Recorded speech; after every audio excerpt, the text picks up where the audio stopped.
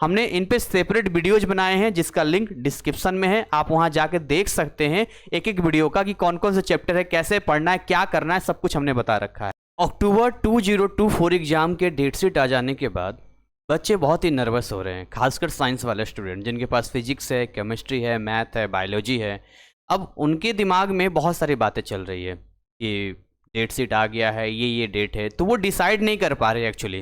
तो ये आखिरी स्ट्रैटेजी वाला वीडियो है जिसमें हम आपके डेट शीट के अकॉर्डिंग चीज़ों को बताएंगे और बहुत सारी ऐसी बातें बताएंगे जिसके बाद आप फिजिक्स हो, केमिस्ट्री हो, मैथ हो या बायोलॉजी हो, इतने कम समय में सही तरीके से चीज़ों को मैनेज कर पाएंगे। मैनेज तो आप ही करना है, कोई जादू की छड़ी नहीं है जो घुमा देंगे और पूरा हो जाएगा। तो सबसे पहले अपने आप को मतलब रिलैक्स रखिए और दिमाग में वही सारी चीज़ें हमें पढ़नी है जो हमारे सिलेबस में है और जितना हम कर सकते हैं वही करेंगे। फालतू चीज़ें, ओवर थिंकिंग नहीं होनी चाहिए। ये हो गया तो, वो हो गया तो, ऐसा हो जाएगा तो, वैसा हो जाएगा तो, जो होगा देखा जाएगा, आदमी जान थोड़ी दे देगा।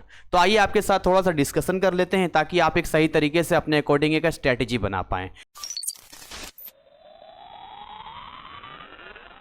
4 नवंबर से स्टार्ट है एग्जाम और 4 नवंबर को यहां पर आपका फिजिक्स है। इसके अलावा 5 तारीख को अगले ही दिन केमिस्ट्री है। उसके अगले ही दिन आपको 6 तारीख को यहां पर बायोलॉजी है। यानी आप एक चीज देख रहे हैं, फिजिक्स, केमिस्ट्री, बायोलॉजी के बीच में एक दिन का भी गैप नहीं है, लगातार दिया है 4, 5, 6। यानी कि हमारे माइंड में ये चीज चलनी चाहिए कि हमारे पास टाइम नहीं होगा। अगर आप फिजिक्स के एग्जाम देकर आएंगे तो जस्ट बाद आपका केमिस्ट्री होगा, जस्ट बाद बायोलॉजी होगा। यानी 4 तारीख से पहले तक जो करना है वही करना है, 4 तारीख के बाद कोई फुर्सत नहीं है।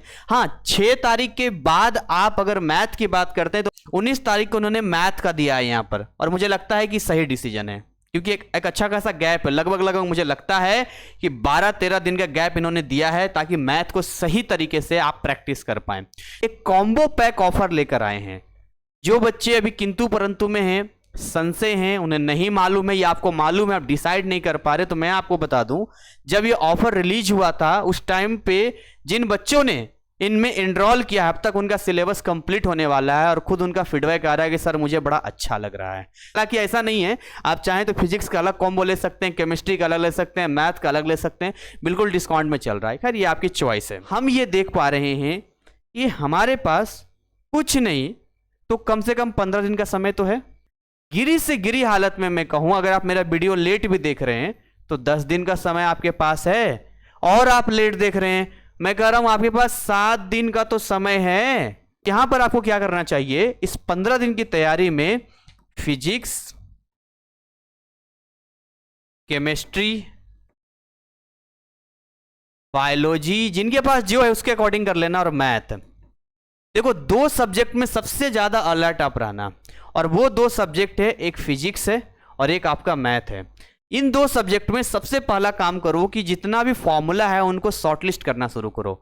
अगर आपके पास समय नहीं है, आप हमारे टेलीग्राम चैनल में जाइए, लिंक डिस्क्रिप्शन में है, वहां हमने फ्री में केमिस्ट्री का, मैथ का, फिजिक्स का पूरा फॉर्मूला शीट दे रखा है जिसको आप डायरेक्ट याद कर सकते हैं। तो सबसे पहला काम जो आपको करना है, इनमें इनके फॉर्मूलाज को कंप्लीट कर लेना है। इवन अगर केमिस्ट्री के फॉर्मूला है उनको भी कंप्लीट करना है। फॉर्मूला आपको एक कॉन्फिडेंस देता है, क्योंकि फॉर्मूला एक ऐसा मतलब हथियार है जो कि शॉर्ट टाइम में एक तो तैयारी भी पूरी करवाता है, रिवीजन भी पूरा करवाता है, और बहुत सारे एमसीक्यू क्वेश्चंस या 1 मार्क्स वाले क्वेश्चंस ऐसे होते हैं जो डायरेक्ट फॉर्मूला पुट करके आंसर आ जाते हैं। तो जितने बच्चे मेरा वीडियो देख रहे हैं, मैं उनको बस लास्ट में यही कहना चाहूंगा कि कुछ नहीं तो फॉर्मूला आपको याद होना चाहिए, वो भी अच्छे तरीके से।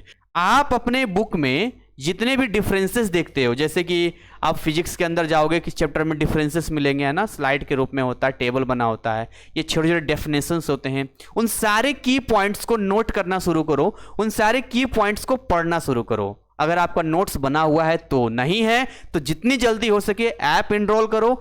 ये मत देखो कि पैसा लग रहा है, ये आपके भविष्य की बात है। वहां जाओ और मेहनत करने के लिए तैयार हो जाओ। हमारा कोर्स लेने के बाद मेहनत करना पड़ेगा, ऐसा नहीं कोर्स ले लिया और पास कर गए। तो मेहनत करो। 10 दिन का समय बचा है तो हम क्या कर सकते हैं, शॉर्ट रिवीजन कर सकते हैं। यहाँ पे शॉर्ट रिवीजन में क्या कर सकते हैं, जो चैप्टर बिल्कुल आपको हार्ड लगता है उसको थोड़ी देर के लिए आप साइड कर दो, और जो जो इजी चैप्टर लगता है फटाफट शॉर्टलिस्ट करना शुरू करो, उनके फॉर्मूलाज, उनके की पॉइंट्स। और कम समय है, 7 दिन का समय है। कैसे रिवीजन होगा, बहुत सिंपल तरीका है। एकदम से हम उन चैप्टर्स पे डायरेक्ट अटैक करेंगे, उन क्वेश्चंस पे करेंगे। आप एनआईएस की वेबसाइट पे जाएंगे तो फ्री में सॉल्व सैंपल पेपर्स हैं, उनको सॉल्व कर लेंगे। इवन बहुत सारे ऐसी चीज़ें हैं जिसको हम पढ़ सकते हैं, हमने अपने टेलीग्राम चैनल पर भी बहुत सारी चीज़ें दे रखी है, उसको भी आप देख सकते हैं। तो देखो, उलझने की ज़रूरत नहीं है, मैं आपको सीधा कर देता हूँ यहाँ पर। इस लिस्ट को देखो। अब आप भी जानते हो कि 1 घंटे में बात तो नहीं बनेगी। अब 1 घंटे में अगर हम टाइमिंग लेके चलें तो क्या करना चाहिए? किसी भी चैप्टर को जब आप लोगे तो आपको इस तरीके से पढ़ना है कि उसी time, at a time complete कर दें। जैसे मान के चलते हैं, एग्जाम्पल सुनो आप। मान लो लॉज ऑफ मोशन पढ़ते, कैसे पढ़ोगे इसको?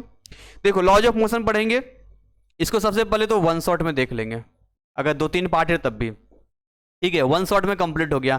इसके तुरंत बाद एक एक फॉर्मूले को कम से कम 5 टाइम्स लिखेंगे। ठीक है, जितने क्वेश्चन सोल्व कराए गए वीडियो में या न्यूमेरिकल एग्जाम्पल्स है उनको एक बार पढ़ लेंगे। समय ज़्यादा नहीं है ना, बस बात खत्म, फिर हम अगले चैप्टर में आ जाएंगे। तो ऐसे करके आपको पढ़ना है। ऐसा नहीं कि किसी भी एक चैप्टर में आप बहुत ज़्यादा समय दे रहे हो, नहीं, वो हम बाद में फिर से जब मूव करेंगे ना तो फिर देख लेंगे कि यहाँ पर कहाँ फंस रहे हैं, क्या दिक्कत हो रहा है। एटलीस्ट हमारा पहला टारगेट होना चाहिए कि हर चैप्टर में 50% 60% बातें समझ में आ सके और उससे रिलेटेड क्वेश्चन को हम सोल्व कर पाए। तो मेरे हिसाब से देखो, एक तो फिजिकल केमिस्ट्री आपको स्ट्रॉन्ग कर लेना चाहिए और दूसरा आपको इनऑर्गेनिक केमिस्ट्री स्ट्रॉन्ग कर लेना चाहिए। अगर आपका ऑर्गेनिक बहुत बढ़िया है तब आप ऑर्गेनिक में जाना, अदरवाइज इन दोनों में ही आप कंप्लीट कर लो। हालांकि हमने इन पे सेपरेट वीडियोज बनाए हैं जिसका लिंक डिस्क्रिप्शन में है, आप वहां जाके देख सकते हैं एक एक वीडियो का कि कौन कौन से चैप्टर है, कैसे पढ़ना है, क्या करना है, सब कुछ हमने बता रखा है। और ऑर्गेनिक के लिए मैं कहूंगा बहुत समय बचेगा तब करना। हालांकि अपने कोर्स में तो हमने अच्छे तरीके से किया, इतना कुछ आपको नहीं करना पड़ेगा। मैथ की बात करते हैं, मैथ 1 घंटे में नहीं होगा, लेकिन अगर 1 घंटे की बात करें कि मैथ में कैसे पढ़ना चाहिए, तो हम क्या करेंगे ना, मान लो कि मैथ में ना बहुत सारे क्वेश्चन है, मान लो एक चैप्टर में 50 क्वेश्चन है, ध्यान सुनो। तो क्या हमें सारे क्वेश्चन सॉल्व करना चाहिए? बिल्कुल नहीं। 50 क्वेश्चन सॉल्व करने के पास टाइम ही नहीं हमारे पास है। हम क्या करेंगे कि मैथ के चैप्टर्स में जितने भी फॉर्मूलाज है ना, जितने भी फॉर्मूलाज हैं, एक एक फॉर्मूला के ऊपर एक एक एग्जाम्पल देख लेंगे, बस ये एक एक क्वेश्चन सॉल्व कर लेंगे। मान लो 10 फॉर्मूला 10 क्वेश्चन, जय हिंद जय भारत, बात खत्म। टाइम नहीं है ना ज़्यादा, फॉर्मूला याद कीजिए, 1-2 क्वेश्चंस कीजिए, बात खत्म, आगे बढ़िए। एक बात बताओ, अगर इतने कम टाइम में 2-3 चैप्टर पढ़ के जाएं तो इससे क्या हो जाएगा? क्यों ना हम ऐसा पढ़ाई करें जिससे कि हम 10-20 चैप्टर कवर कर लें, ये ज़्यादा होगा ना अच्छा हमारे लिए। और बायोलॉजी की बात करते हैं, बायोलॉजी में 1 घंटे में क्या करेंगे? तो 1 घंटे में सबसे पहले तो आपको क्या करना चाहिए, यहाँ पे मेरे हिसाब से कम 20 मिनट का टाइम आपको डायग्राम पे देना चाहिए, डायग्राम आपको देखना चाहिए। बाकी के 40 मिनट में क्या करना चाहिए आपको? इनके थ्योरी वगैरह देखना चाहिए, इनके आप डायरेक्ट क्वेश्चंस पढ़ सकते हैं, आंसर कर सकते हैं, हमने इसका कोर्स भी दिया है, आप उसमें पढ़ सकते हैं। जैसा भी आप करें, मतलब एक स्मार्ट तरीके से पढ़ना है। हमें एक ऐसी स्ट्रैटेजी को फॉलो करना है जिसमें कि हम कम टाइम में पूरे चैप्टर को ऐसे करके बांध दें। आप अपने अकॉर्डिंग देखो, जैसे मान लो किसी का फिजिक्स बहुत हार्ड लग रहा है तो ऑब्वियसली फिजिक्स में ज़्यादा टाइम देगा। मैं यहाँ डिसाइड नहीं कर पाऊंगा या मेरे बताने से आप फॉलो नहीं कर पाओगे। हो सकता है आपके लिए केमिस्ट्री इजी हो और मैं बोल दूं केमिस्ट्री में 4 घंटा दो, क्यों 4 घंटा दोगे? हो सकता है आप पहले से पढ़ रहे हैं, वो आपके ऊपर डिपेंड करेगा। लेकिन हाँ, ये है कि जैसे फिजिक्स हो गया या मैथ हो गया, ये थोड़ा ज़्यादा हार्ड होता है, न्यूमेरिकल होता है ज़्यादा, इसमें चैप्टर ऐसे क्वेश्चंस ओरिएंटेड होते हैं जो बच्चों को प्रॉब्लम करता है। हमने ऐसा देखा है कि मात्र 45 दिनों की तैयारी में बहुत सारे बच्चे 80% 90% जैसे मार्क्स ला चुके हैं। इसी के साथ आज की सेशन को ये ओवर करना चाहेंगे। उम्मीद करेंगे कि आप अपने माइंड को सबसे पहले रेडी करेंगे और निडर होकर इन सारी चीज़ों को मेहनत के साथ आगे बढ़ेंगे और एग्जाम में अच्छे मार्क्स लाएंगे। Thank you so much, wish you all the best. जय हिंद जय भारत।